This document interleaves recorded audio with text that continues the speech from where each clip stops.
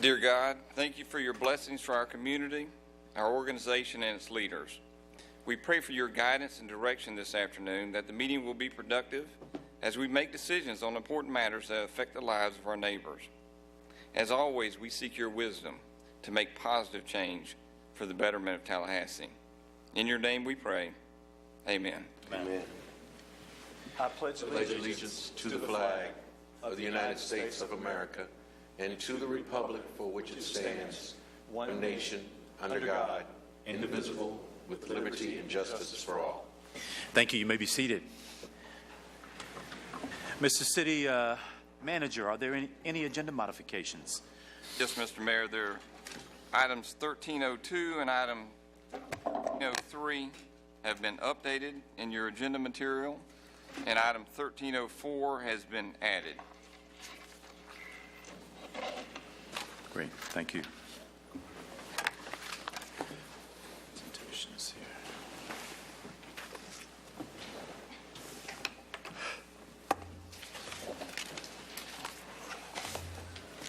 Right, we've got a few presentations today, and I want to begin with a proclamation to acknowledge National Public Works Week in Tallahassee.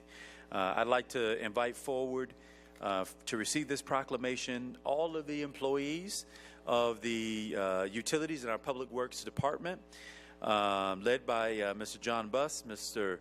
Rob McGarrah, Chris Revel, and all of the employees of those respective departments. Please come up and join us. Awesome, folks.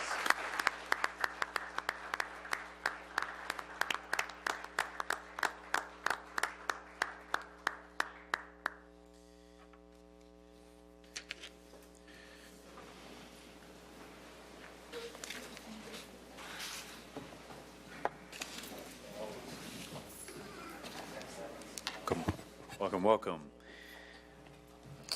All right, some of the finest our city has to offer. And the proclamation reads, whereas in 1960, President John F. Kennedy proclaimed that National Public Works Week would serve as an annual reminder of the value that public works professionals contribute to our lives.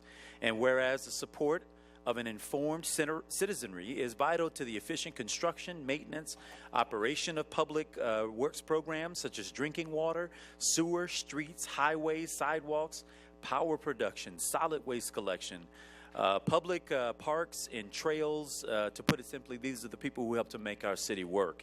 And whereas the quality and effectiveness of these facilities resulting from their planning, design, construction are vitally dependent upon the efforts and skills of public works professionals like you see assembled before us. And whereas since 1960, the American Public Works Association, APWA, has sponsored National Public Works Week, and members use this week to energize and educate citizens on the importance of public works, particularly for planning, building, maintenance, and operations of public infrastructure, but is all at the heart of our local communities. And whereas this year's theme, the power of public works, gives voice to the vital role public works plays in connecting us all to each other through the provision, maintenance, and improvement of public infrastructure and assure a high quality of life for all of us. And whereas the City of Tallahassee Public Works professionals will participate in the 2018 APWA Florida Chapter Public Works Expo on April 16th through April 20th to continue building their expertise, knowledge, and best practices in this critical industry. We also expect y'all to win a lot. And whereas the city's underground utilities and public infrastructure, electric, community beautification, and waste management departments continue to provide vital services in our community that are of integral part to citizens' everyday lived experience. And whereas, in addition to providing quality service to our community, city crews have demonstrated their dedication and willingness to go above and beyond by traveling to other cities, including the U.S. Virgin Islands, Puerto Rico, to restore vital services to communities devastated by storms, illustrating the essence of this year's APWA Public Works Week tagline, the power of public works.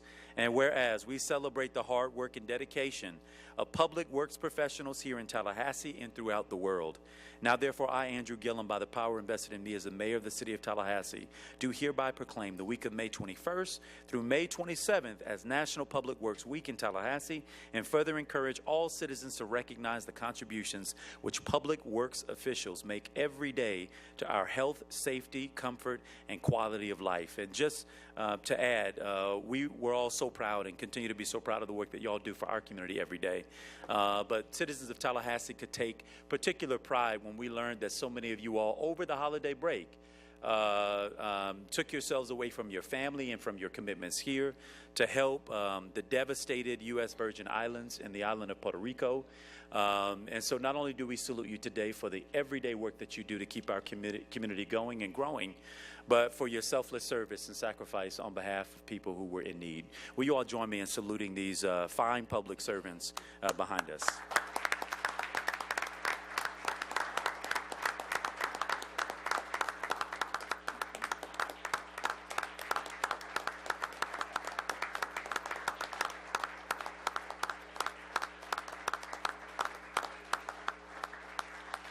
Anybody, come on, let's take one at least. Good afternoon. We'd just like to take this opportunity to thank Mayor Gillum.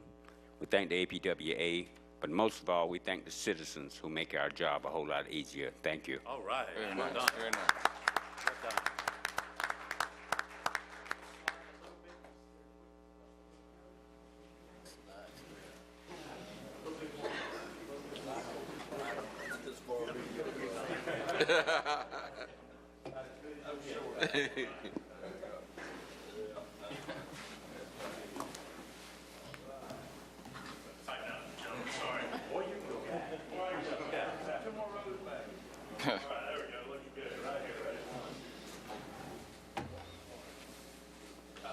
Thank you all very much.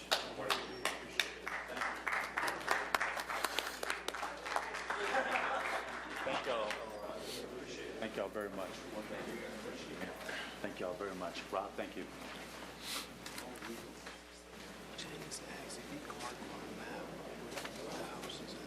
Now, y'all are invited to stay for the rest of the meeting, if you would like, as they break down the door to get out. I now want to invite forward for a proclamation on Active Transportation Week. Whereas Trenda McPherson, Ernie Bradley, and Angela Baldwin. Will you all, and any others that are appropriate for this presentation, want to invite you all to join us, please. Like, about right here. And this, again, is a proclamation recognizing Active Transportation Week. And it reads, whereas walking, bicycling, and other modes of getting from place to place using human power are considered active modes of transportation. And whereas active transportation systems such as Star Metro is the city of Tallahassee's premier public transportation option that provides communities with safe and accessible alternatives to driving. And whereas walking and bicycling can increase physical fitness, reduce traffic congestion, improve air quality, reduce stress, and improve overall health, including weight. And whereas walking, bicycling, transit play important roles in the lives of residents and visitors to the city of Tallahassee by providing mobility and accessibility to all members of our community regardless of age, ability, or socioeconomic status. And whereas walking and bicycling are inexpensive and efficient means of connecting people, places, and supporting a healthy economy. Now, therefore, I, Andrew Gillum, by the authority vested in me as mayor of the city of Tallahassee, along with the city commission of the city of Tallahassee, do hereby proclaim the week of April 15th through 21st, 2018 as Active Transportation Week in the city of Tallahassee, and encourage citizens to participate by walking, biking, and taking Star Metro as they explore our wonderful city. I want to invite you all forward to receive this proclamation on our behalf, and at the same time encourage the citizens of Tallahassee to be active, not just during this week, but every day. We all give them a round of applause as we celebrate Active Transportation Week.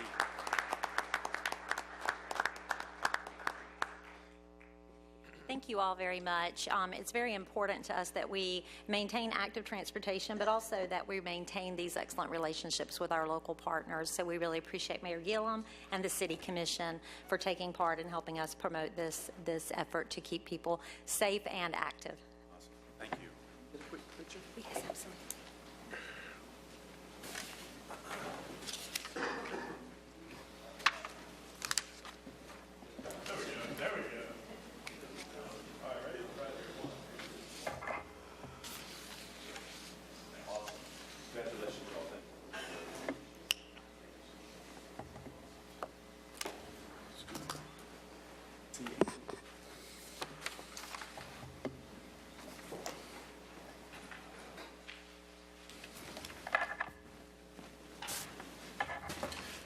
Okay, Commissioners, we're now at the point in the meeting where we'll take citizen input on agended items. Are there any speakers?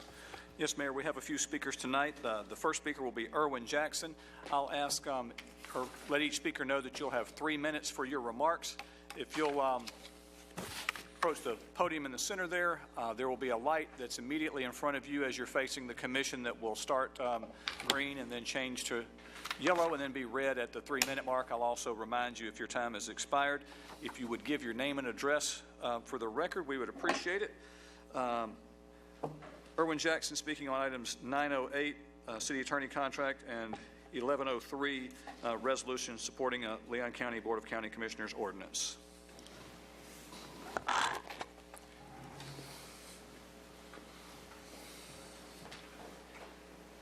Got a mechanical failure right here. Hold on. Okay. Dr. Erwin Jackson, 1341 Jackson Bluff, Tallahassee Truth Teller. The Children's Service Council contract proposal is what I want to talk about just briefly. Last night in the county commission chambers, 186 concerned citizens came forward to speak to their elected officials. 186 people spoke for 3 minutes. In Tallahassee, in the city chambers here, you should be embarrassed of your policy that only allows at a maximum 10 people, 3 minutes each. 30 minutes is all you're willing to listen to the public. In contrast, the county commission listened because the public wanted to speak for 4, 5, almost 6 hours. As you're sitting there, if you're not willing to listen to the public, then find a different job. You forgot your job is, Mr. Mayor. A little bit rude and I'd be paying attention, but I know you can hear me. Thank you, sir. It's a little rude to say we're going to have a hearing and then to stop the public from speaking. I just want to congratulate the county commission because I come in here and I think I must be crazy. In here, they don't want to give the public opportunity to speak. Across the street, thank God we have the across the street, they talked for 5 or 6 hours. They listened. A lot of them voted the opposite way, but at least if you're listened to, everybody gets along a lot better. Now, more specifically, I worked for 10 years in the Office of the Auditor General. The problem with the Children's Service Council, we want to throw money against this problem. We first need to do a needs assessment, find out what are the problems. Then let's find out what personnel, what services already exist. Let's find out if we need anything to begin with.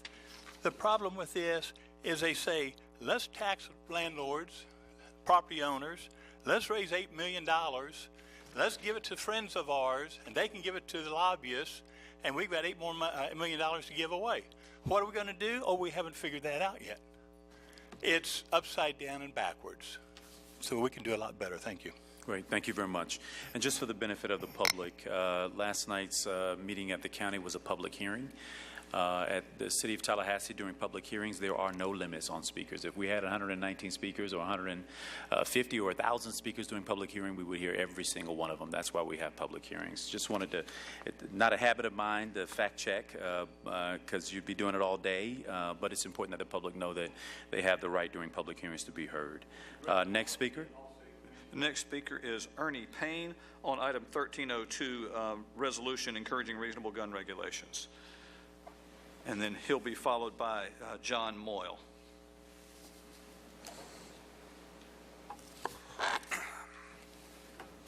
Ernie Payne, 2006 East Indian Head Drive in Tallahassee. Thanks for the opportunity to speak with you, and especially thanks for considering Resolutions 18R13 and 18R16, both of which I strongly support and urge you to do so too.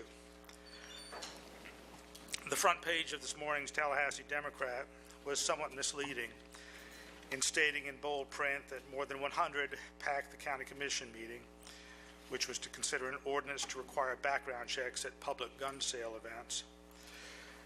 In fact, the crowd last night packed not only the commission chambers, but the halls outside, and at least one courtroom set up for overflow.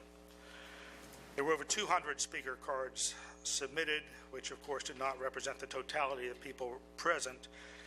And if a large number of those had not waived their speakers' rights and just stated their support or opposition, they would probably still be speaking.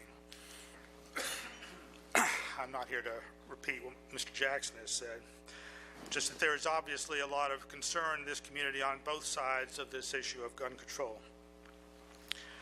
What struck me most about what the speakers that arose in opposition to the ordinance were saying was that they were not speaking to the issue at hand. They were defending their rights to purchase and own guns, and they had very strong and valid arguments for this. But neither the proposed ordinance nor any of the county commissioners were threatening this at all. They were simply taking the minimal steps allowable to local governments under current law to perform their duty to help protect the safety of the citizens of Leon County. I applaud their wisdom and courage in passing the ordinance overwhelmingly.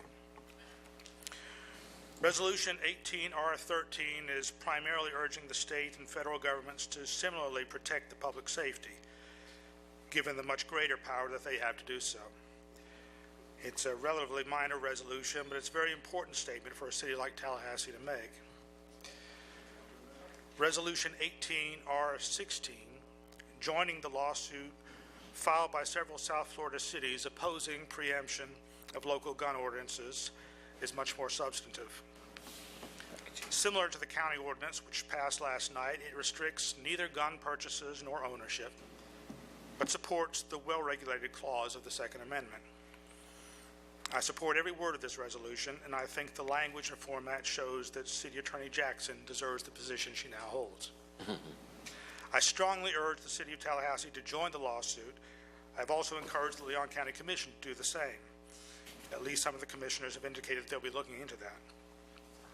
Only local governments have the detailed knowledge of their communities and the direct contact with the citizens, as demonstrated by forums such as this, to enact the appropriate ordinances to protect both the citizens' rights and their safety. You, should not be penalized for doing so. Thank you. Thank you very much. Next speaker. Next, John Moyle, speaking on item 1103, Leon County ordinance relating to Children's Services Council.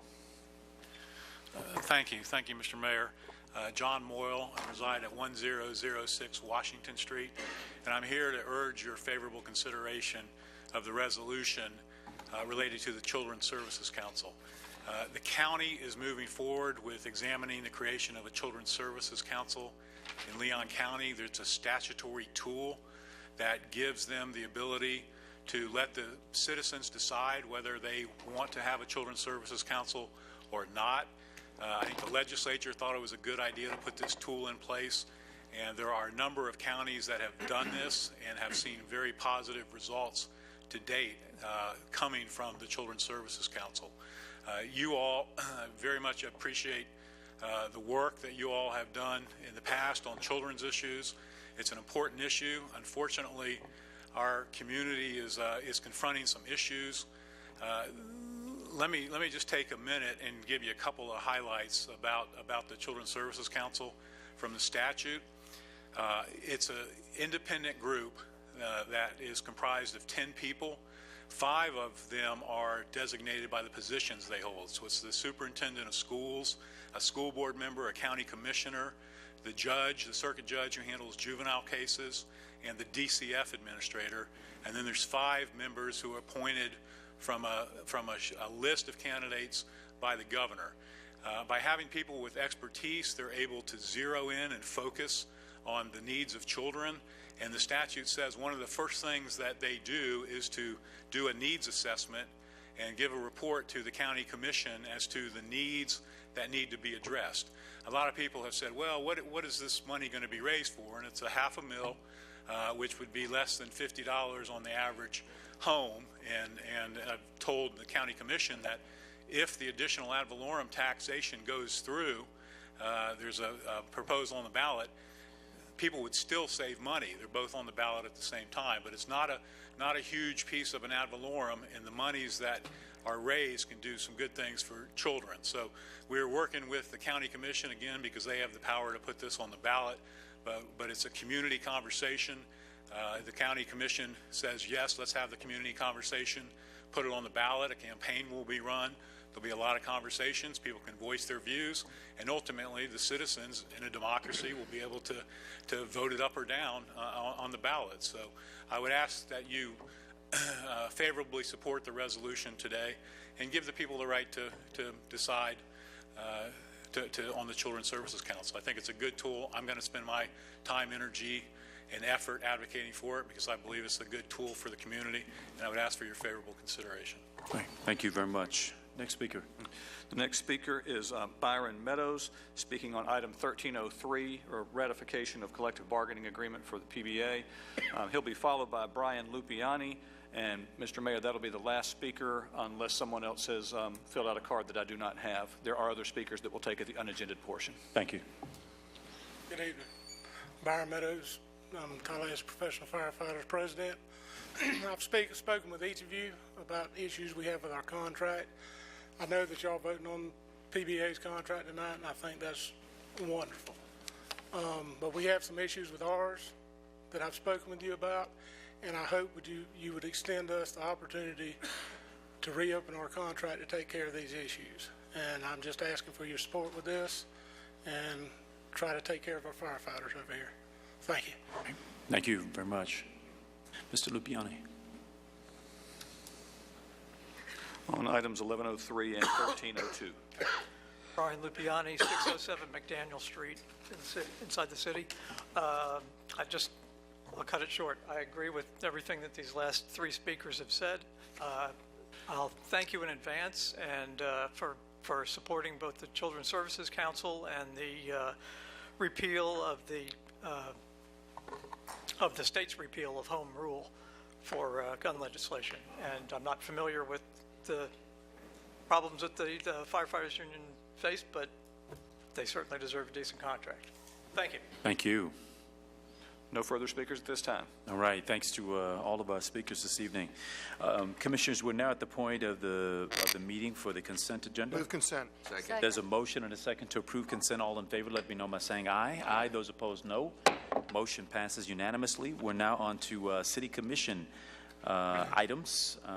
Item 11.01, City Manager.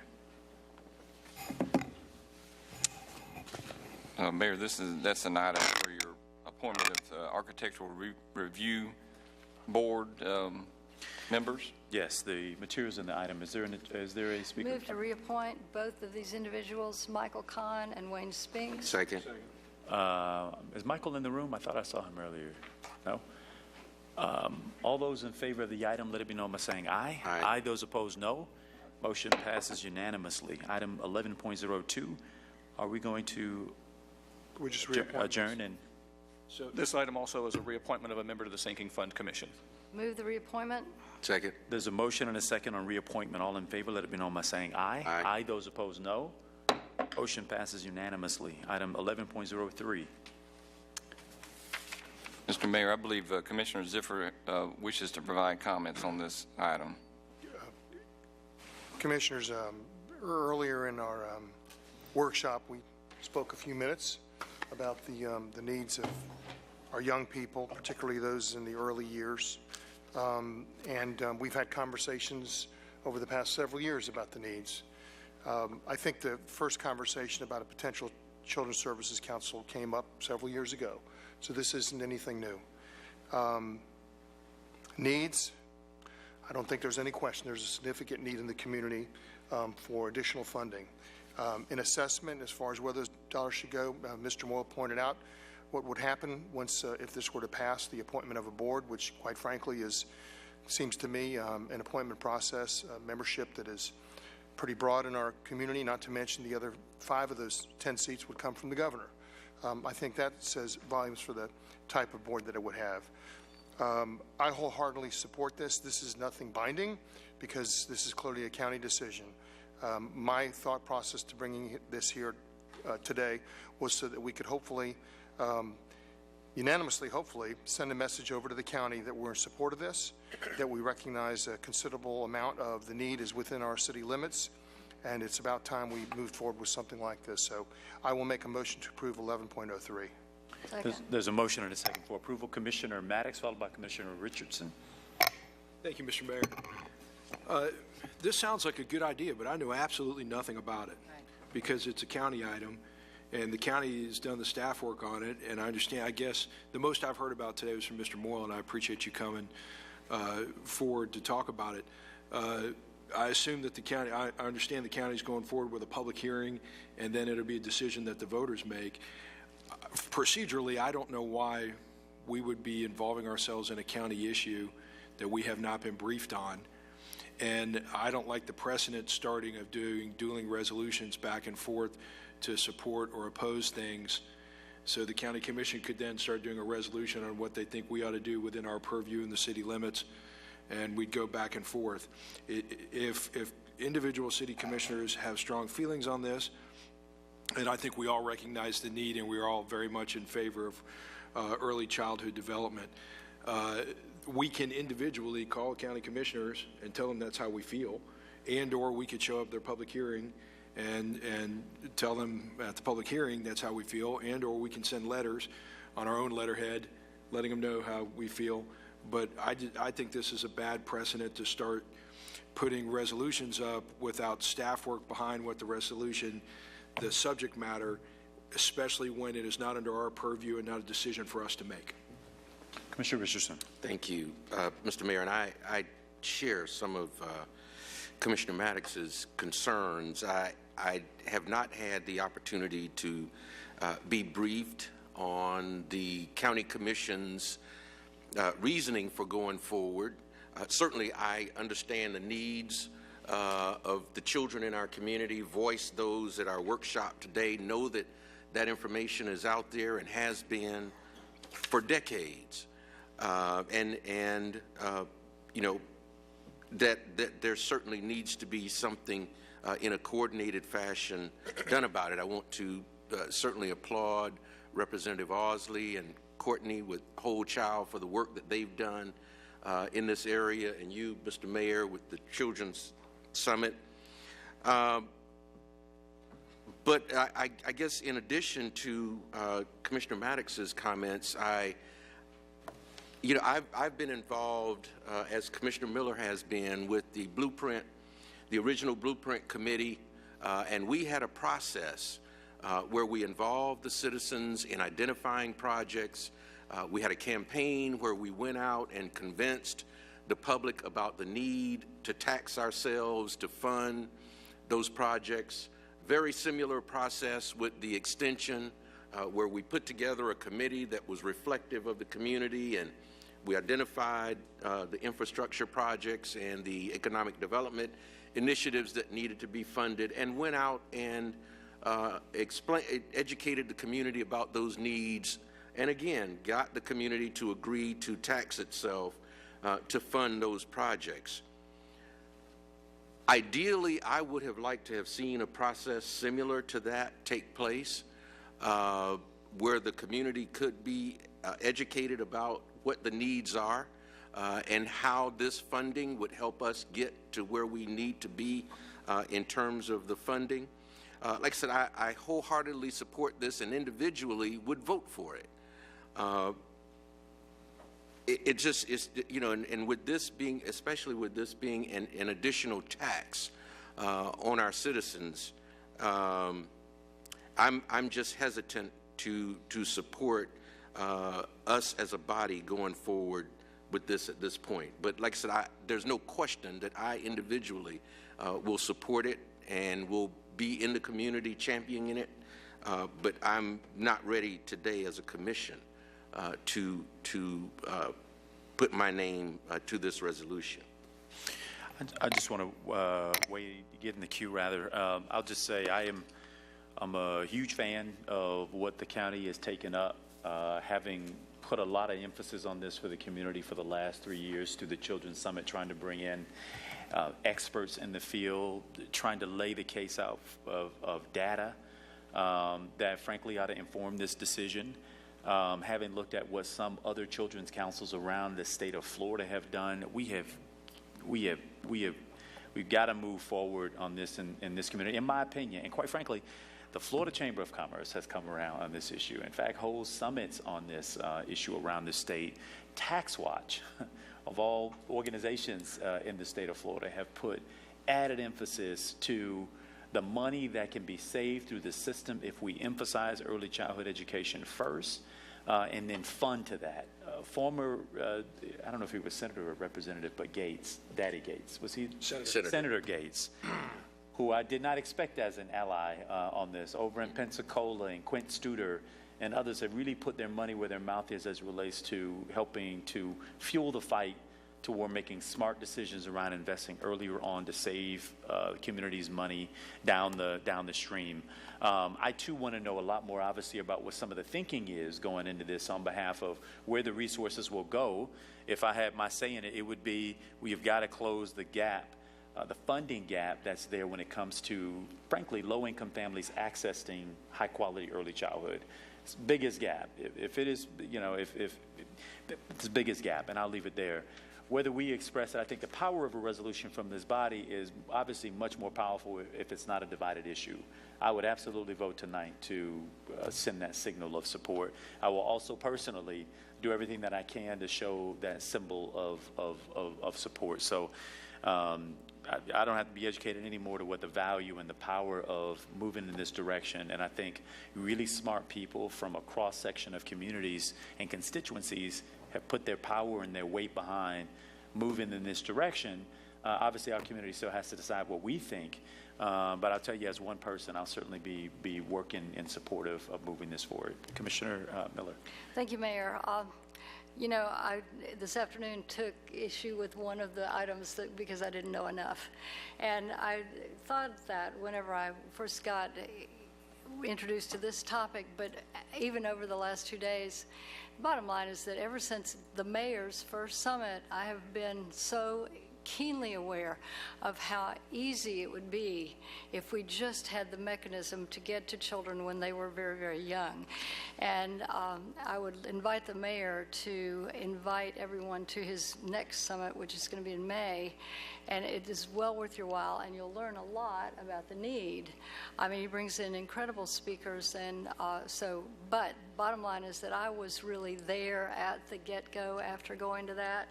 And even though I know that the details are not clear, I agree completely with what Commissioner Maddox and Commissioner Richardson have said about the process and the chamber. I think the chamber laid out what their expectations are.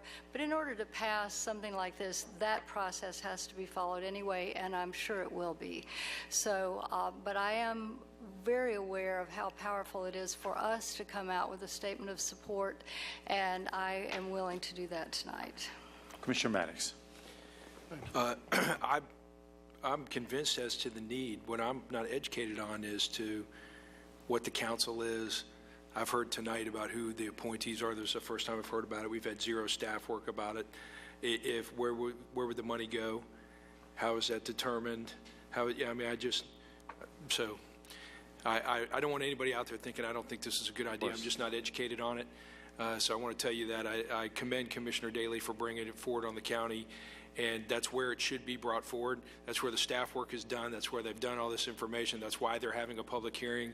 I just procedurally think it's a bad idea for us to insert ourselves in their process without staff work on it. If there are no further comments, there is a motion and a second on the item. All those in favor, let me know by saying aye. Aye. Those opposed, no. No. Motion passes 3-2. Commissioners, we're now on to item 11.04, update on city auditor recruitment process. Mr. Mayor, I'll give a brief update on this if you would like. This is an opportunity to share with you and the public where you stand on the recruitment of the next city auditor. As you know, that process began in January. In all, there were 41 applications that were received. Those applications were reviewed for qualifications by our Human Resources Department, and there were 16 eligible candidates. Those candidates were also reviewed by the Citizens Review Committee that you created to get their input and to shortlist the candidates. They reduced the list to 5, which is now ready for your consideration. Staff is working with your offices to establish interview dates that would be later this month and early May.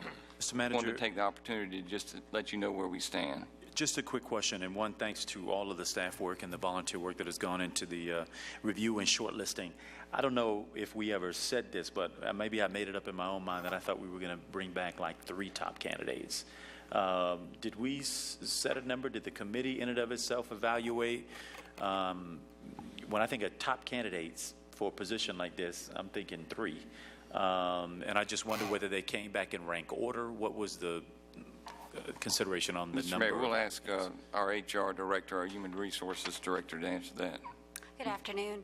At the commission meeting where you directed the Citizen Review Committee to review the applications, you indicated 3 to 5 to shortlist back to you, and that no, they were not rank ordered. Got it. Okay. Well, I guess you're in the process of then scheduling, and there it is. Yes, sir. Okay. Thank you all very much. Commissioners, we're now on to policy, rather introduction of ordinances. There are no ordinances to be introduced. We're on to item 13.01. Mr. Manager. Mayor, Commissioners, you have championed the city's efforts to protect the quality of our water resources for many, many years. As you know, we've invested considerable time, energy, and resources into the improvement of our wastewater treatment facility. And as we look forward to the next steps and those things that we can do to improve overall our water quality, you approved staff to apply for a grant to encourage the conversion of septic tanks to central sewer in our protection zone in southern Tallahassee. This item provides you an overview of the project designed to help our residents in that targeted area make those conversions. We're joined by Sandra Lee. She's a senior engineer in our Water Resources Division. Sandra is part of the TPS conversion project, and she's got the lead on this project that really has promise for our community. So I'd like to ask her to give us a presentation on that. Thank you very much. Good afternoon, City Manager, Mayor, and Commissioners. I am Sandra Lee with Water Resources Engineering of Underground Utilities and Public Infrastructure. Thank you, Mark. I'm going to take a moment to introduce you to the Septic Over Sewer project. Starting out with a quick overview of the city's efforts to protect Toccola Springs, explain how grant funding is used on this project, and to share the progress of the project up to this current date. So for a long time, the city has been a regional leader in implementing projects to enhance the quality of our local water resources. With significant efforts focused on the protection of Toccola Springs. The recent upgrade to the Thomas B. Smith Water Reclamation Facility is clear evidence of the city's commitment to protecting our water resources. So in addition, the city has actively been assisting in the Wakulla Springs Basin Management Action Plan, which is also known as BMAP. So the BMAP has determined that septic tanks are now the greatest threat to the health of Wakulla Springs. And the BMAP has designated the area with the highest threat as the priority focus area. Priority focus area starts at Wakulla Springs and extends northward into Leon County, and it starts to overlap with the southern boundary of our city limits. So although a vast majority of city residents are served by central sewer, there still are a small number of people who are still on septic tanks. Just about in that area where the priority focus area and the city limits overlap, there's about 200 residents or 200 properties that are still on septic tanks in that area where they overlap. So to further advance our water resource protection, city staff pursued and received 2 state grants totaling $737,000 from the Northwest Florida Water Management District and the Florida Department of Environmental Protection. These grants fund construction of sewer connections and a public outreach campaign. With the aid of these grants, those properties that are still on septic tank can connect to central sewer for absolutely free if they're in the city limits, if they have sewer readily available, and if they're in the primary focus area.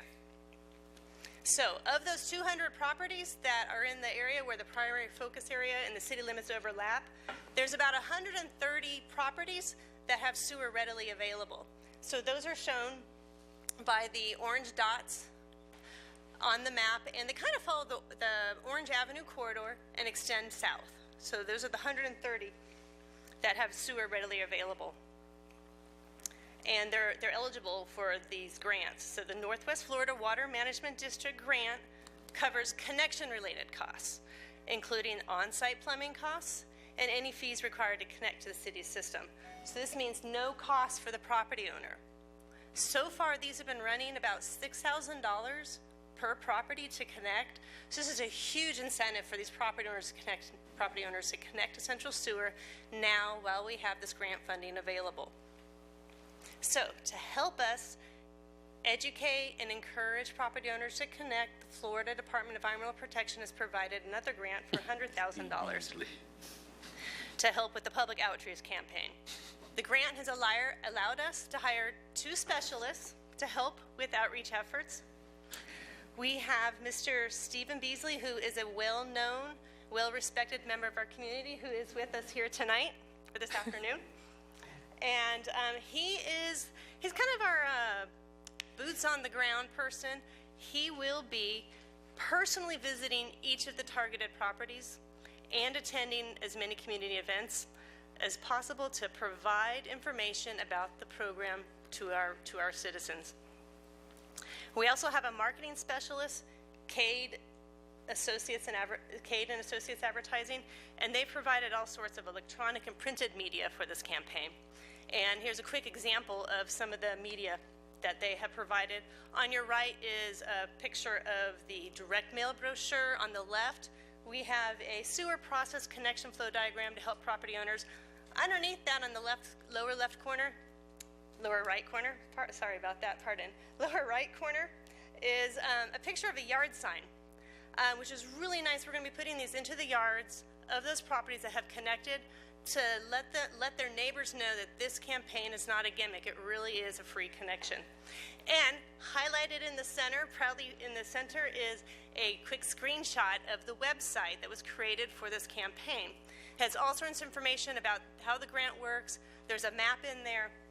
And there's also a really nice 2-minute video for our residents to watch, encouraging them to connect for free now while we have grant funding available.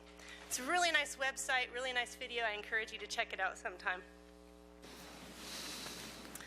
So to date, this project has been well received. We've had a good response from residents in the early stages of our outreach campaign.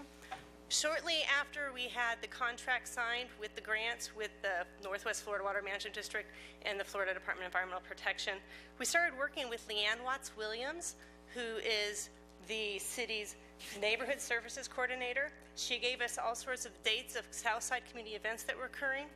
We attended several of those. We launched our website, and just with that soft launch, we had 4 connections. We had a lot of inquiries. We had 4 completed connections under this grant.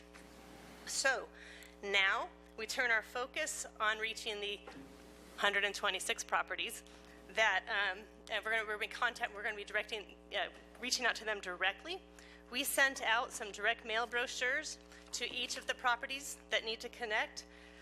They fill out a form. There's already a stamp in it. They return it back to the city. And then we are going to follow up with our door-to-door campaign. Mr. Steve Beasley, again, as I mentioned, he's going to be visiting each of these properties. He's going to talk to them about the program. If they're not there, he'll leave a door hanger behind for them to contact our office. We're attending as many homeowners association meetings as possible.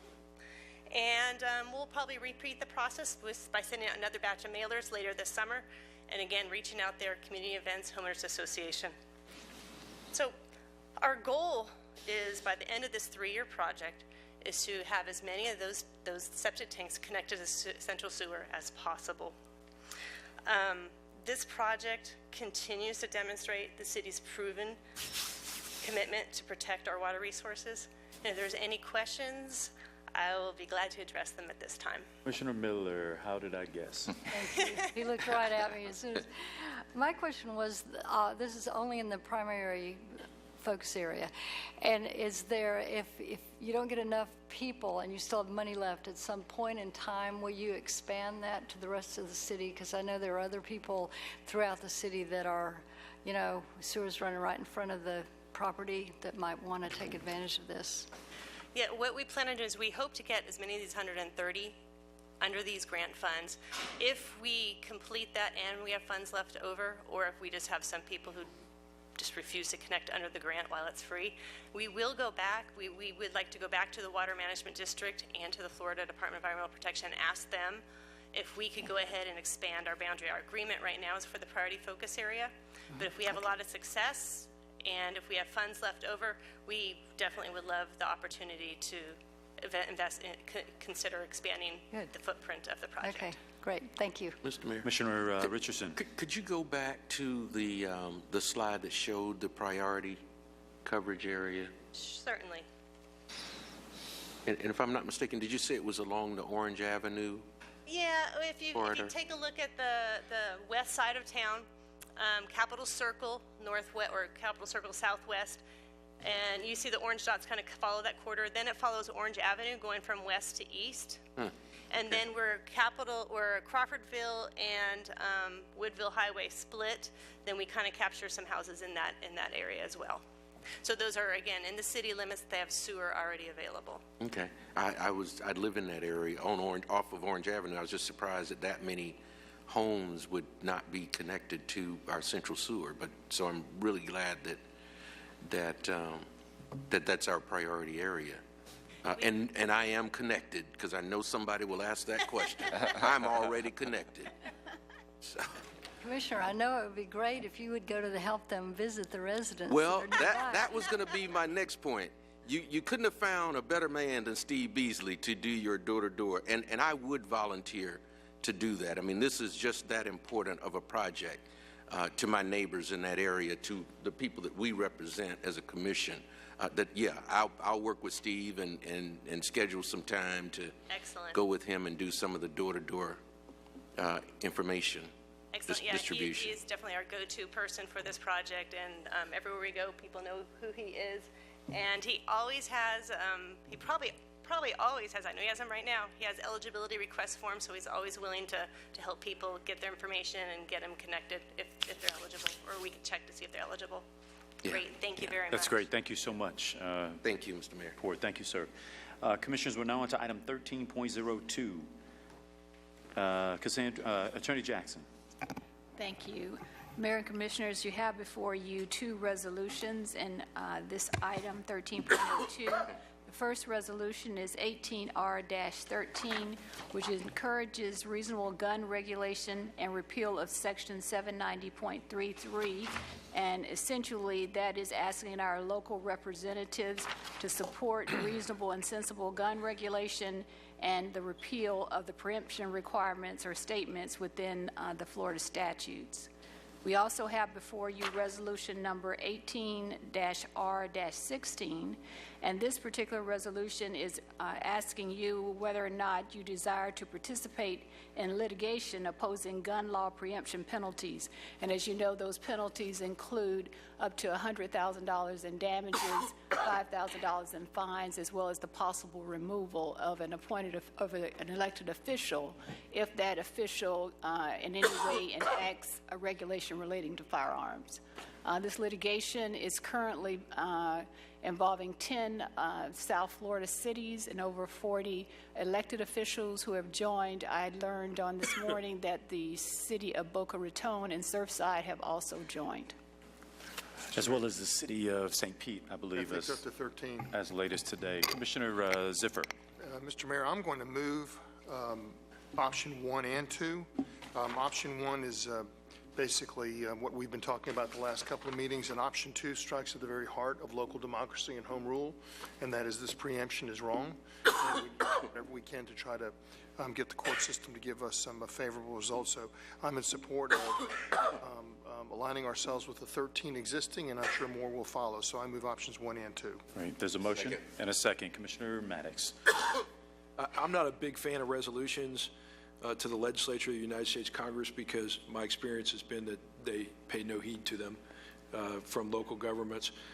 But I'm glad to support this resolution and the things within it, especially the attack on home rule. It is unconscionable that the legislature would keep the government closest to the people from being able to make decisions based on our own constituencies. And further, to threaten with draconian penalties should those decisions be made.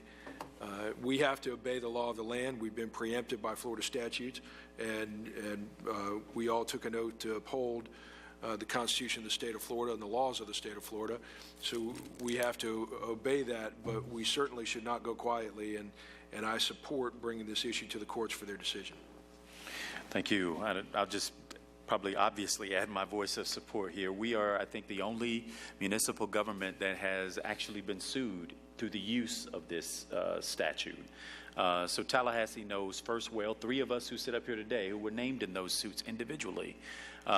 This kind of, there are laws which we obviously have to obey, and I believe we have. Obviously, there are just and there are unjust laws, and I think this is an unjust law. And I think it's only appropriate that we take it to the highest court that will hear our arguments here and determine whether or not it is constitutional to remove an elected official from office because of a policy difference. That's essentially what it is, because we disagree with the people on the other side of this argument that they could actually fine us, hold us responsible for attorney's fees up to $100,000 of the opposing party, and ultimately remove us from office for a difference over public policy. And I'm not sure what court in the land would uphold such a thing, but we'll know better sooner than later by joining this lawsuit and joining with the other cities. In my opinion, it's only right that because Tallahassee fought this fight first and is the only city that has the opportunity to live to tell about how we ended up, that we ought to join this lawsuit. Commissioner Ziffer. Cassandra, could you explain very quickly that since this lawsuit involves the state government, it will be here in our court system, correct? Would you just briefly explain that? Yes, the plaintiffs, these 10 cities, actually are one of their parties they're suing. Actually, most of the parties that they're suing are actually reside in Tallahassee, Florida. So venue is proper here, and so therefore the lawsuit has been brought here. So in effect, it's in the Second Judicial Circuit, which is our circuit, so right in our backyard. Okay. Commissioner Miller, followed by Commissioner Richardson. Well, I just wanted to stress that one of the reasons that I'm supportive of this is that I really believe that the legislature went beyond their lane, so to speak, and violated the Constitution by the way they have set up this particular preemption on this is the only preemption in all of the statute that holds elected officials personally accountable for a vote. And that protection is given to us because if people sued, I mean, I'm very sorry to say that we don't always make everyone happy. And if every time that happened, people sued an elected official for their decision, it would just never end. So that is particularly close to my heart in this. And so I wish you all the success. And only through a group of cities getting together along with the League of Cities to speak up about this, is it ever going to be resolved? If they can hold elected officials personally accountable for this, there really is no reason why they can't do that all the time. And that's my fear, is that there will be essentially mission creep, and they will continue to do it more and more and more on other issues. And then before you know it, it will be an impossible task to run for office because you will constantly be in court. Thank you, Commissioner. Commissioner Richardson. Thank you, Mr. Mayor. The one thing that I want to emphasize is particularly with Resolution 18R13, this is in no way an attack on anyone's gun rights or their Second Amendment rights to own a gun. Listen, I voted for, as a legislator, voted for the initial iteration of the stand your ground doctrine in the legislature. It later evolved into something those of us that voted for it initially, at least I don't recognize it today and certainly would never vote for it in its form. But at the time, it was to allow a person, if their home was being evaded, to be able to protect themselves and their families against an intruder, whereas before the law said they had a duty to retreat from their own home, which it didn't make sense to me. So I say that to say this. This is certainly no attack on anyone's right to own a gun and to do with that weapon what they want to do legally. But there is no reason for citizens, regular everyday citizens, to buy weapons that are used as weapons of war, that shoot 30 and 40 bullets a second and have been used to kill and maim large groups of people at any one time. I just don't see the reason for that.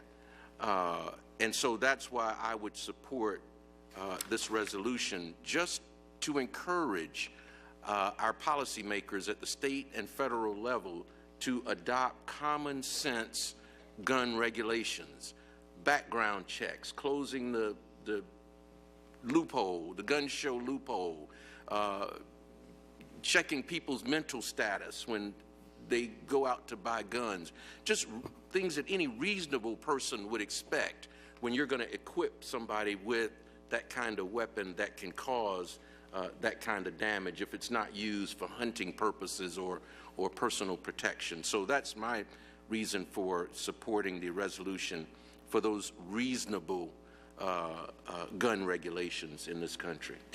I'll just add this, this particular resolution is silent on any gun law at all.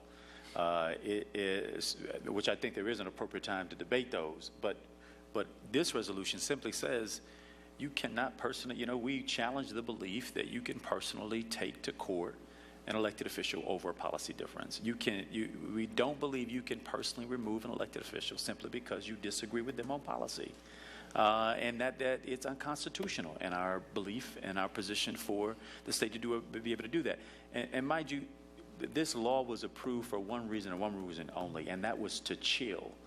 Right? Because if you can threaten, and I heard it even in debates that we've had before getting to this point, nobody wants to have to subject themselves to a $10,000 fine or a $100,000 reimbursement of attorney's fees, or to have to go out and find their own lawyers to represent them, or to be subject to removal from office for doing the job that we were elected to do.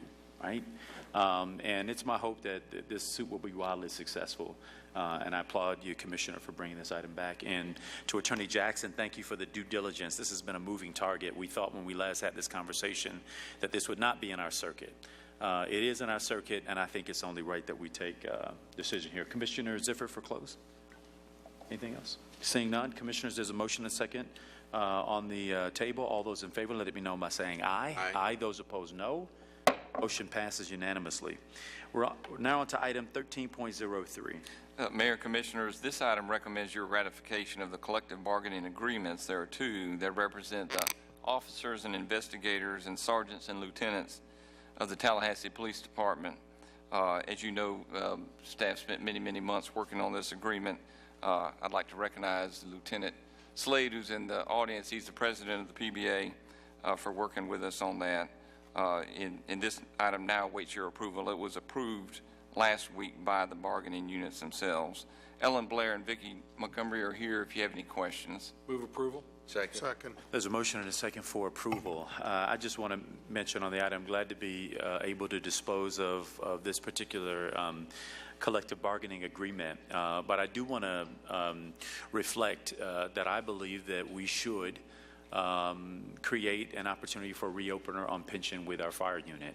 The fire, in the course of their negotiations and in previous negotiated agreements, I believe have acted very dutifully in their contributions to the pension system. They've absorbed a great deal of it. They really didn't haggle with the government over that, and I think they did it under the belief that we would hold true throughout bargaining units on that piece. Evidenced by the negotiated agreement here today, there is disparity between the two, and I'll just throw my voice in as one who would like to see us create the opportunity for a reopener with fire on the pension issue exclusively. Commissioners, if there are no other comments here, I know we have a motion and a second on the floor.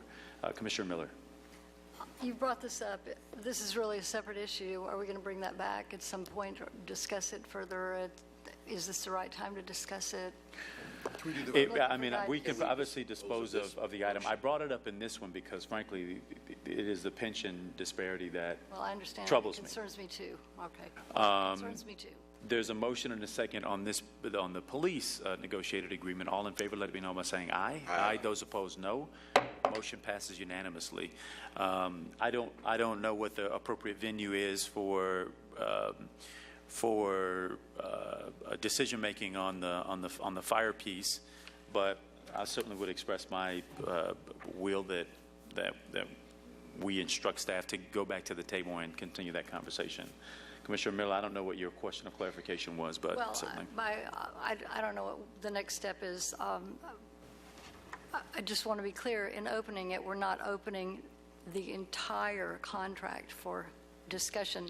We're opening the piece that ended up in a disparity situation between the police and fire. Do you want to do that in the form of a motion? I'll make that a motion. I'll pass the gavel to second. Any questions or comments on the motion? Yes, sir. I've got the gavel. You got the gavel. I'm sorry. You do. My bad. Mr. Manager, could you give us your opinion and staff's opinion on this? Yes, sir. I'd be happy to. Thank you for the opportunity. I understand that the contracts are not the same. They never are the same.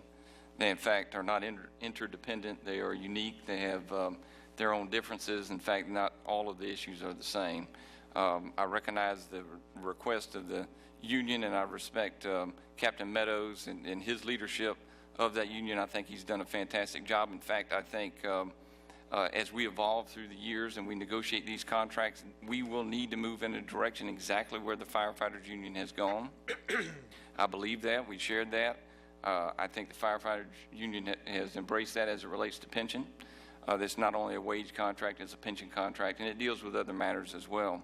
I would not recommend reopening this agreement. I think that the agreement is completely interwoven and dependent upon not just the pension, but the wage and other elements. The same with the police agreement. I recognize the appeal. I think we're going in the right direction. I think these issues will continue to be issues that we work together on and collaboratively on, but they are two separate contracts, and one represents the fire unions and one represents the union, and one represents the police unions. And so my recommendation would be to continue forward. So the fire contract's been ratified by its members and approved by you, and it's in place, and it'll be in place through September 2020. That would be my recommendation, to leave these contracts in place and continue to explore these issues that will face us in the future. Any Commissioner Ziffer? Oh, I'm sorry. Am I looking at the mayor? Or the Yeah, my bad. Tim? Commissioner Ziffer. Okay. The city manager, I think, brings up very good points, and that is, until such time these two unions negotiate collectively as one, we're always going to have the situation where the two contracts are separate and different, and we're going to open ourselves up to every single time one contract's negotiated and the other one will come back, well, we want to do that too. And so I'm not in a position to favor it at this point. I'd rather not open it. Mr. Mayor. Yeah, just finally, I recognize that they are two separate agreements, and I think what my eye is tilted toward is in the future. I think it is in the interest of this government to have positive, good, strong, reinforcing relationships with our bargaining units. And if we set the precedence that the way you beat the commission into complicity is to hold out. I think that this government will ultimately end up paying substantially more.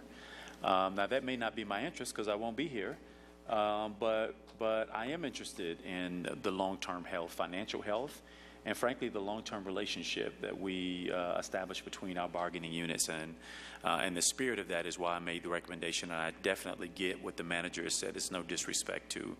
I expect him to say exactly what he did say. And if Attorney Jackson had to speak up, she'd say the same thing, that we've got to preserve the integrity of how those processes take place.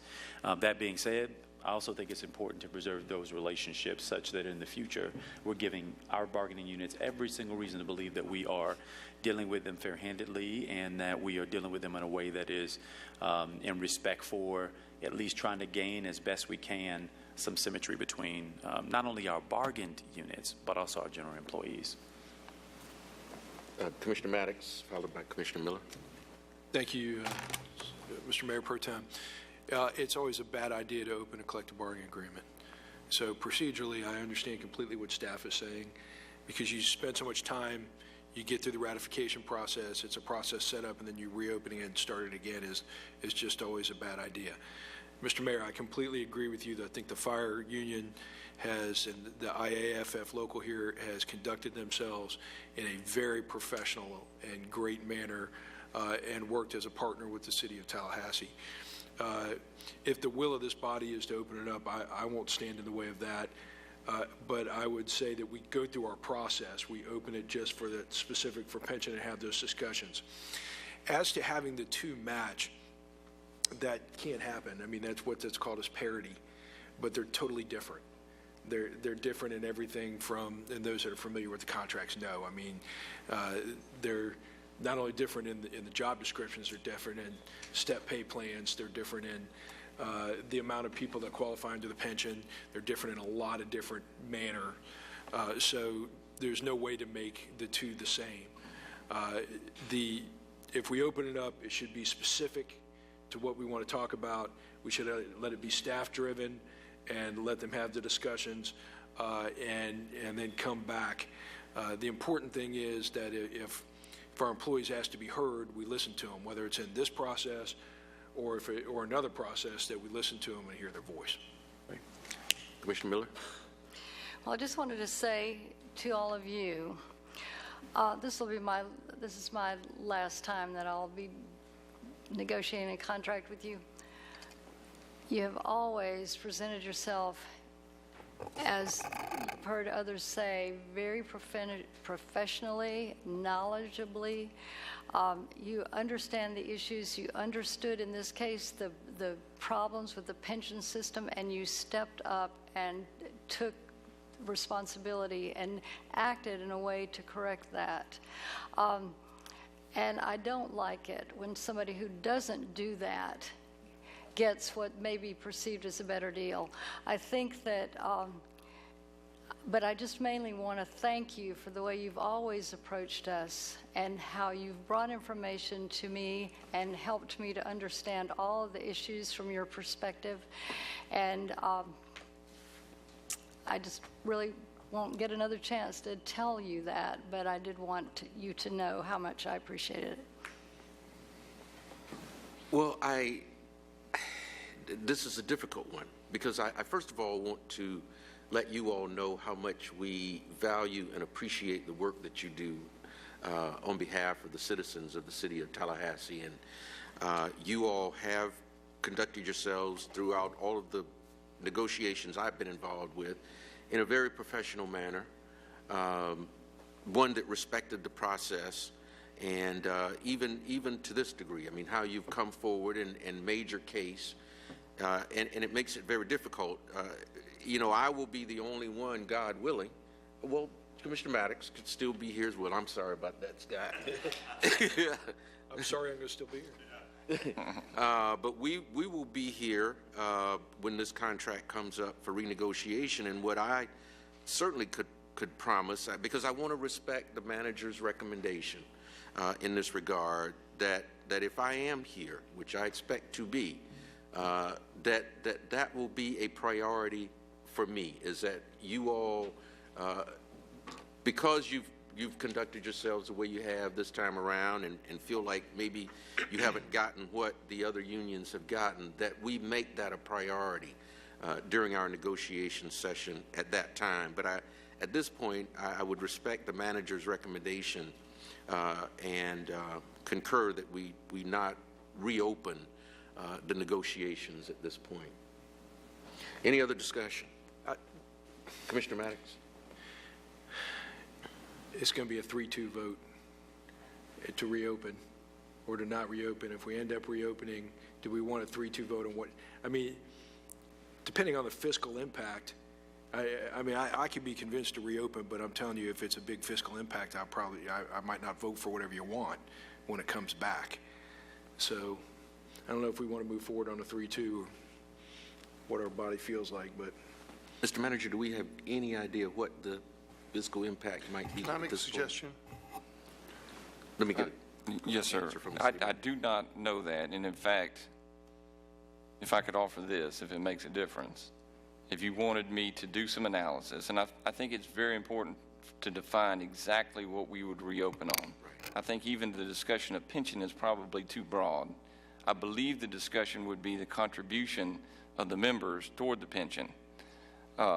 If you could help me refine that ask, I'm looking in the audience to look at Captain Meadows and see if that's what we're talking about, then I could easily give you information quickly. We can have another discussion at the next meeting in terms of fiscal impact.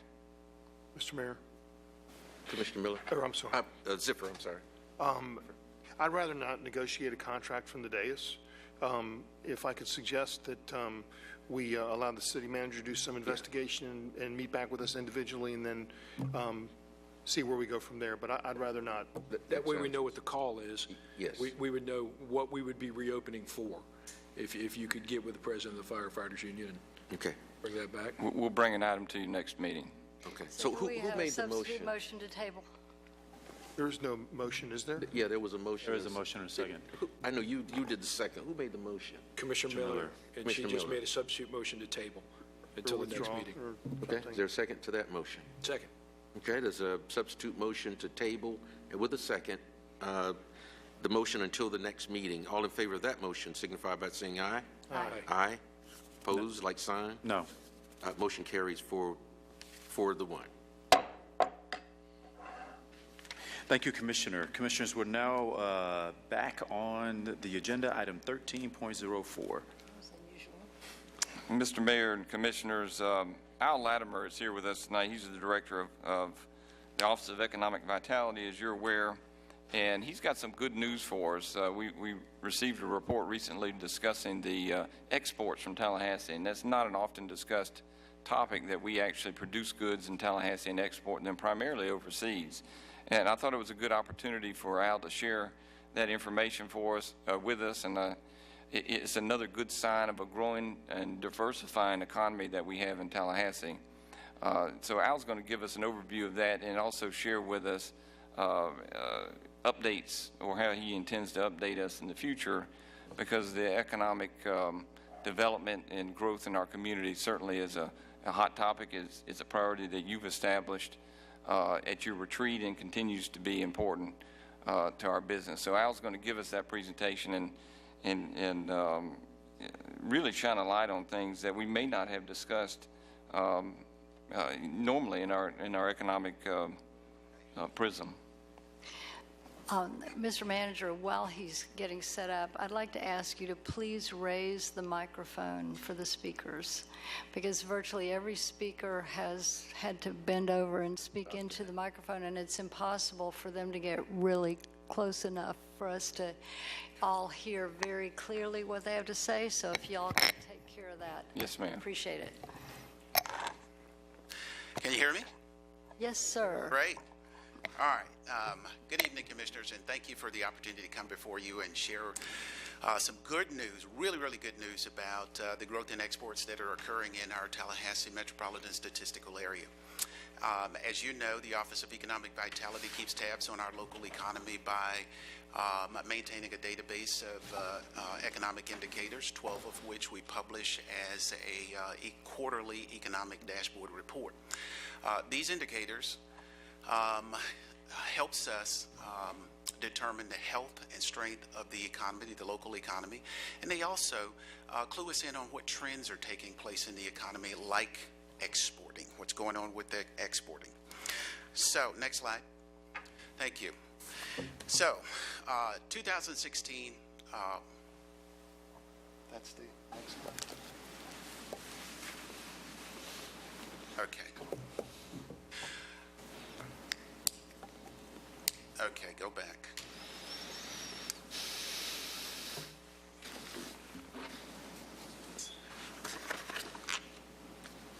Okay, so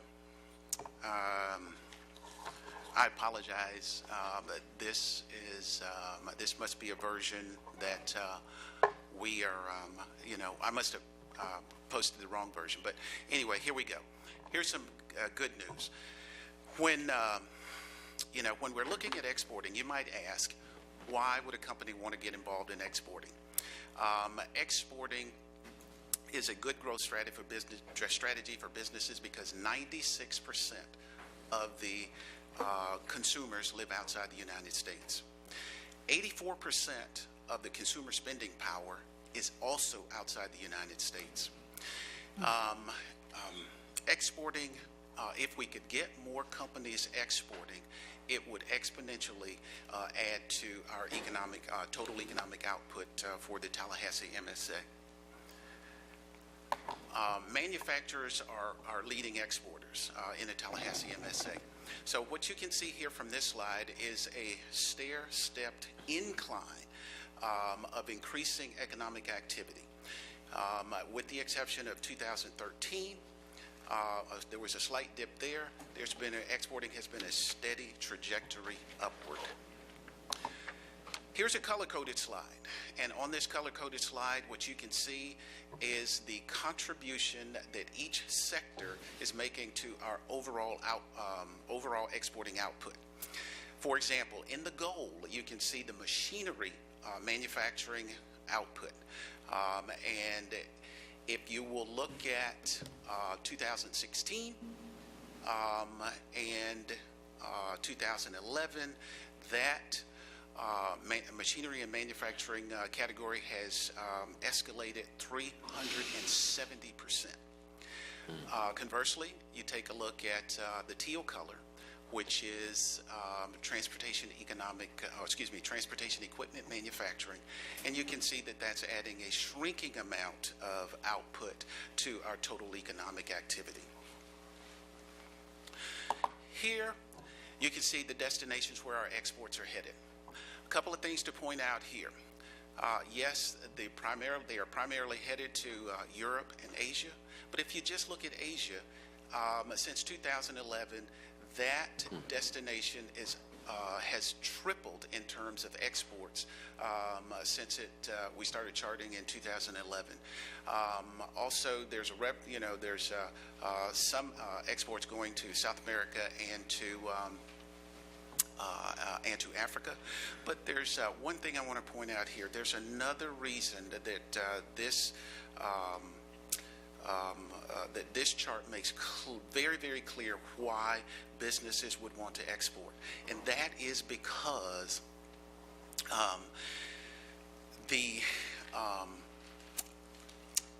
companies that are in the exporting business are less susceptible to downturns in the economy because they are not totally dependent on a single economy. Okay? So, in order to help businesses in the Tallahassee area begin exporting, or at least consider it as a growth strategy, the Office of Economic Vitality has partnered with the International Trade Administration, which is a department of the United States Department of Commerce. And a representative from that office is going to be in Tallahassee on a monthly basis to meet with our businesses to provide them with export counseling and assistance. So, with the growth in export, we think that we certainly can grow this number with a concerted effort of getting more businesses to consult with the International Trade Representative International Trade Administration representative that will be here in our community. And also, we have we have our business retention and recruitment program. It's called Capital Loop. And under that program, we meet individually with existing businesses. And so we're going to be asking during those visits, are you interested in exporting? Are you currently doing it? Are you interested? It's a great growth strategy, so would you consider it and meet with our trade representative? I told you earlier that we publish 12 of our data points in a quarterly economic dashboard. That dashboard report, the next one is due out in early May. So we will come back to you May 10th at your next meeting and tell you what the data is saying at that time. Okay.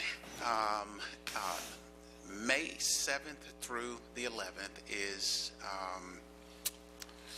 Economic Development Week, and we've got a packed schedule of activities. And I just wanted to remind you about this week and let you know that we're going to have such things as a research and business analytics talk, which will be will begin a monthly talk on video about what the data is telling us. We will also be having or co-hosting the Small Business Week Luncheon, and we're going to provide some training opportunities for our MWSPEs to help them identify additional procurement and contracting opportunities.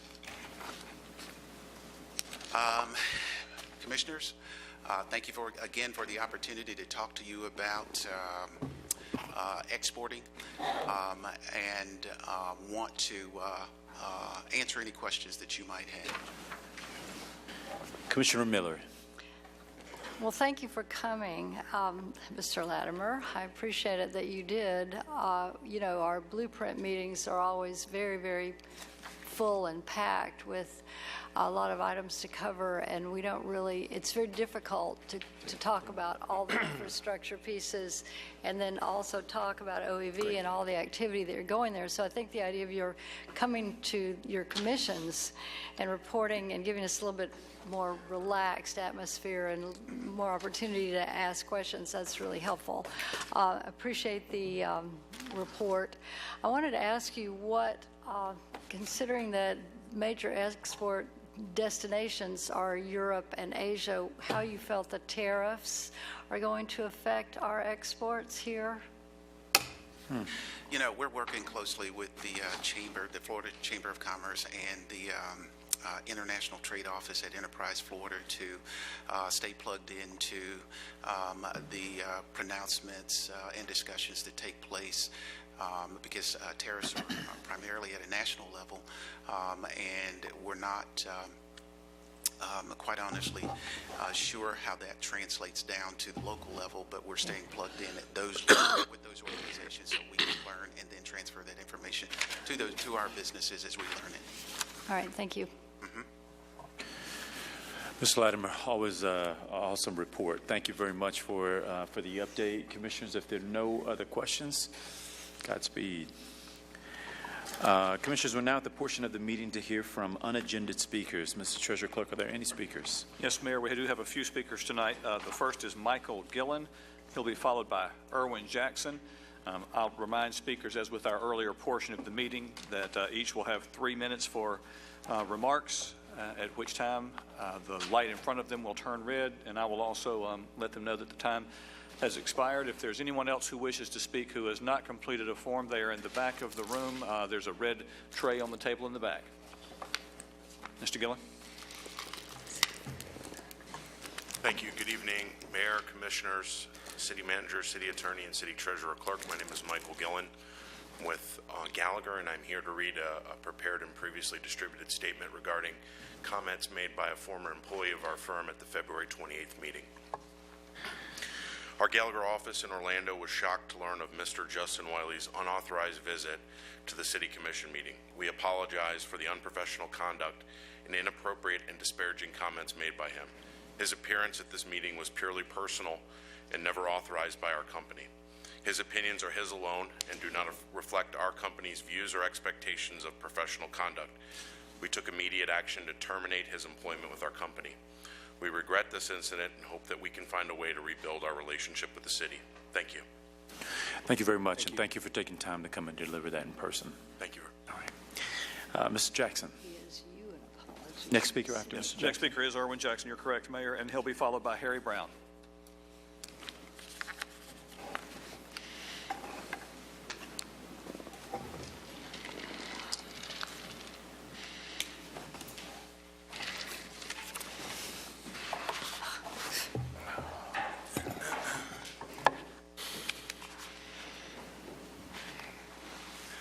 Dr. Erwin Jackson, 1341 Jackson Bluff, Tallahassee Truth Teller. I heard today that the mayor's chief of staff, Jamie Van Peltz, was assaulted here in this chamber. Or he assaulted Tallahassee Report, Stephen Stewart, for asking the mayor a simple question he didn't want to answer. For weeks, to give a little background, for weeks, several of us have been asked why a photo of Andrew Gillum and Adam Corey in a boat in New York City with a contractor and a make-believe FBI contractor and a lobbyist was cropped by the Tallahassee Democrat at the request of the mayor, and the cropping was to be from the waist down. Supposedly, our mayor and his attorney met with the Tallahassee publisher, Skip Foster, and offered a deal. If Foster would agree to crop the photo and protect the mayor from what, who knows, then the mayor would be more than happy to give a exclusive interview to Mr. Foster. I don't care what the photo shows. I do care when information that the public has, the Democrat has, is not released to the public because of a quiet, private deal between Skip Foster, the publisher of the Tallahassee Democrat, and our mayor. That's where the problem comes. There's about 5 people and the Democrat that has a copy of this photo, is my understanding. I'm more than willing to pay any of those individuals to have a copy of the original photo. I think it's important that whatever it is become public. What could be so wrong that a candidate for governor would not want to be to make this information public? Why would the publisher Foster agree to crop a photo to help protect Gillum's secrets? What could it be? They're all in the back of a boat. Is one of the individuals reaching for a fishing pole or found themselves in an awkward position? I don't care. I am opposed to the relationship when a mayor meets with Skip Foster and his attorney. Now, Mr. Gillum, I would appreciate it if you would simply say, I've been terribly misinformed, and those meetings didn't take place. Excuse me, Thank you your very time's much. expired. Thank you. Next speaker, Mr. Harry Brown. Brown. Oh, the picture up here, Scott, is to make That's sure the last this speaker is we now have, working. Mayor.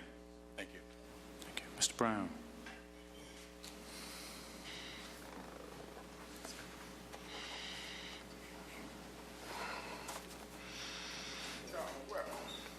Your Bible.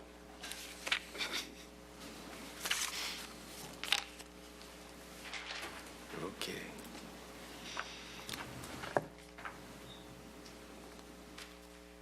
Greetings. Mr. Brown. Greetings. Hello. I'm Harry Brown. I reside at 5431 Jim. Crump Road, Tallahassee, Florida. This is my Bible. I'm here to tell the truth and nothing but the truth, so help me God. Many people are putting their hat in the ring to run for the commission, and you know why. They can see the arrogance on the commission and the lack of humility on the dais. They see so much selfishness displayed here. For example, for years they've watched you, Nancy, walk into the chambers and walk straight to the thermostat and start tampering with it like no one is in here except you, just like you did 3 minutes ago. There are others in here who don't like the temperature you like. People watch you fight among yourselves. They watch the nonsense decisions you make. They are really tired of it. You know, FAMU students and FSU students could do a better position than what you have done here for years. They watch the racism displayed right here on the dais, and I do believe 80% of the people are tired of it. 80%. The racism here has become very commonplace. People watching the commission know that they will never see it get better. They certainly see that the mess you all had let Scott get you into will never, and you'll never get out of it. I meet people on the street who are always commenting about the mess the city has gotten itself in. Scott, you were not here at the last commission meeting when I told them about seeing you gassing your vehicle at Sam's while on your cell phone. And you had Miss Page with you. Miss Page, who confronted me years ago at Circle K saying that I shouldn't be coming to City Hall saying the things that I say about you. I only speak the truth. I've never told a lie about you. Harry Brown. You have called me a liar so often, I thought maybe you thought that was my name. You called me a liar for many years. Why have you stopped? Is it because I bring my Bible here now? I'd like to know why. I see people on the street now and they say, Harry, I guess people are seeing that you were telling the truth about Scott all along. Scott, you gave me ashes, but thank God, God has given me beauty. Thank God. Thank God there is a God. Scott, you have treated me like a dog, and you think about it. What did I do to deserve the treatment? Scott, when you treat others wrong, there are consequences. Excuse me, that's 3 minutes. And bad. Commissioners, we're now in, are there any additional speakers? There are no additional speakers. Thank you. We're now in sharing of ideas. I want to kick it off with a quick one, and that is, this is he probably is thanking his lucky stripes, but the last meeting for Dustin Daniels as Chief of Staff in our office, and I want to thank him publicly for his years of service to the city of Tallahassee and his capacity on our staff. And I want to, we presented him with a little gift earlier, and we've got a little dessert to honor him a little bit later. But I hope you all will join me in just giving him a thank you for his work here at the city. And thank you for that, Dustin. I also want to announce, and we did this over email, but Jamie Van Pelt will assume the position of Chief of Staff in our office and will be our key contact on legislative affairs, along with a gentleman who you all will know well, Mike Alfano, who Started with us as a fellow, did a lot of the legislative work when he was here before, an attorney by training, but someone who loves this city and wants to do everything to help continue to advance our work here. But again, Dustin, thank you for your support, and happy trails for the other two staffers who are changing position in our offices. So that's my sharing of idea. Commissioner Ziffer. I have two things, Mr. Mayor. The first is, earlier in the week, there was an event to recognize 25 women you needed to know, in addition to 5 young women you needed to know. Karen Jumonville was one of the 25 women you need to know, as was Major Anne Marie Johnson of the Tallahassee Police Department. So I want to congratulate both of them because they definitely are. I'm going to briefly mention the third individual because it was a young lady, Karina. Her last name escapes me right now. Karina Richardson, who is. That's it. There it is. Who is unbelievably well-spoken, and you should be extremely proud of her, and I know you are, both you and Nina. So thank you. Congratulations. The second thing is, as we move through the process of hopefully being able to assist with the development of the Independence Landing out of Southwood, there's been a request made. There's an information and a benefit for Independence Landing at Purple Martin Nursery. I think it's the end of May. And they're asking for the use of a trolley to transport excess traffic, or I should say parking, because Purple Martin doesn't have much with the area churches. So they have offered us a, quote, sponsorship, and I'm just asking for some kind of guidance, if that's okay. I've spoken with the city manager, and he suggested I bring it up at the meeting. Is it possible for us to get do we have a cost associated with it, Commissioner? I don't have that. It would be a minimal cost. I would say in the range of $200 to $300 in cost. No objection from me. I don't know if we need, but I think without objection. Thank you. That's it for me. Before I call on Commissioner Richardson, I want to acknowledge. I'm sorry, one more thing, because I do want to point it out. Commissioner Miller, the air conditioning thing, it's the reason I got a haircut as much as I got cut off is because sometimes I'm cold and sometimes I'm warm, and I don't know what to do now because it's all cut off. So you just keep turning the air conditioner any way you want it. Well, it's pretty bad. I mean, we're changing air conditioning and apparently using the cell phone while getting gas. I mean, it's bad stuff. Sorry. Oh, Lord. I apologize. I'll just move on from there. But I wanted to acknowledge that Karina also won a very distinguished designation. Was that a week ago, 2 weeks ago, for the Charmettes, where she won their complete and total competition, where she was in competition amongst a group of extremely talented young women in this community. She was, quote unquote, introduced to society, but for those of us who have followed her great work as a school board member, as a student representative there, and her other great work, she is a standout student in this city. Curtis Richardson has got to be proud to be her father. But she's a complete and total standout. And so congratulations again. This is the biggest news. Yes. I'm not going to take it from you. Let you do it. She was offered an appointment and accepted to attend the United States Naval Academy. That's awesome.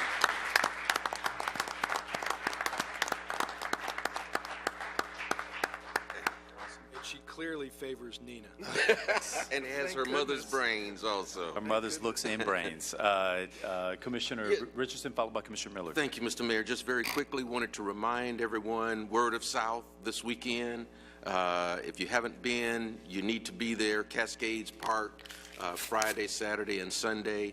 And also the Capital Area Neighborhood Network, along with CarePoint, is sponsoring a Get Your Health On Southside Health Fair at CarePoint on Saturday morning. I think it's from 9 to 1. So stop by if you have an opportunity. Excellent. I want to co-sign the Word of South Festival. It is April Festival's month in the city of Tallahassee, and hopefully the weather will be agreeable, but it is a not-miss event. Commissioner Miller. And I wanted to add that on Word of South that we have, for the last several years, had been offering up special requests above that the weather would be good, because the first year was such a tragically rainy weekend, and this weekend looks absolutely beautiful. Yes. So I hope everyone can come out and see what it's all about. It's just really a nice time. It's a family event. They have a wonderful kids tent that has children's activities going on all the time. So just that on word of South. I wanted to ask the mayor to announce, since I'm through, announce about your summit, because I really want people to know about that, and to know if anyone's interested in any affairs of children, that is a wonderful place to get some really great information. Thank you. I'm sorry, Commissioner. And then my last comment is about Jamie Van Pelt. I have never found him to be anything but of the highest and most polite, mannerly person. And I don't really, I just can't envision him accosting anyone. So I wanted to say that about you. And that's it for me. Thank you. Well, you've now forced me to compliment Jamie in public, which I try to avoid at all costs. But in all honesty, just to defend his honor there, and again, it's always a trap to go down this road of fact-checking. But unfortunately, earlier today, a citizen did physically put his hands on Jamie, which I can't imagine why anybody would look at him and think to do that. You may hit the gym a little bit more, man. But it's a serious matter, and I actually observed this once before, this kind of behavior, and it's been some time since it's happened again. I don't care how much you may disagree or how much you may detest anybody in this building or any one of us. It is completely inappropriate to physically put your hands on somebody. We don't get to do it to you. We sit here and we take all kind of mess week in and week out, and we just have to take it. But when it comes to the staff, and frankly, many of us in this building, and any citizen, period, you can take out your frustration and your anger and your everything else through your words. Don't physically put your hands on someone. When it happened before, I shouldn't confess this, but I encouraged him to just sort of let it go and keep moving. And when I saw it happen this second time, I told him whatever he wanted to do, I would support his decision if he wanted to file any charges there. And so I leave it to him to make those decisions, but it's really important that people understand the severity of that. And when you do that, it degrades this space, degrades the individuals who participate in it, and it frankly is extremely dangerous. And so hopefully folks will learn their lesson and not do that again. That being said, Commissioners, are there any other areas of sharing of ideas? The summit is the last thing that I wanted to mention. And Commissioner Miller, thank you for bringing it up. That one-day event has now turned into several days of events from May 7th through May 10th. There's a parent-to-parent or rather peer mentoring session that takes place. There is the opportunity to bring the business community into the conversation so that folks understand money in early on the front end is a tremendous saving, not only to the public sector, but to the private sector as well. And then obviously the event will culminate in a citywide conversation around children and making those investments early. Given the conversation that we had tonight, and obviously the conversation that the community will be involved in soon around a Children's Services Council, would strongly invite and encourage people to up their knowledge game when it comes to early learning. And join us May 7th through 10th at the Turnbull Center. And specifically on May 10th, the day of the summit at the Turnbull Center, to learn as much as you can to educate yourself around issues of children and families. All right? If there's nothing further, we stand in adjournment.